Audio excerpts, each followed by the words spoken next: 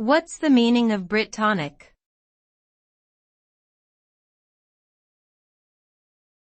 Brittonic.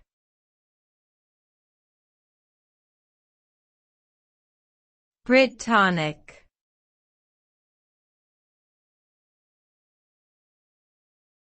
Brittonic.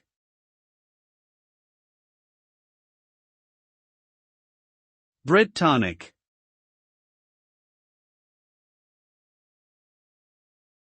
Brittonic refers to a linguistic branch within the Celtic languages, which is spoken primarily in the western parts of Britain and Brittany.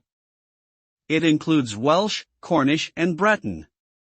The term Brittonic originated from the Latin name Britannia, which was used to describe the island of Great Britain. Brittonic languages are part of the larger Celtic language family, which was once widely spoken throughout Europe. Today, the Brittonic languages are experiencing a revival in usage and interest, with efforts being made to preserve and promote their cultural heritage. The study of Brittonic languages provides valuable insights into the history, culture, and traditions of the peoples who speak them.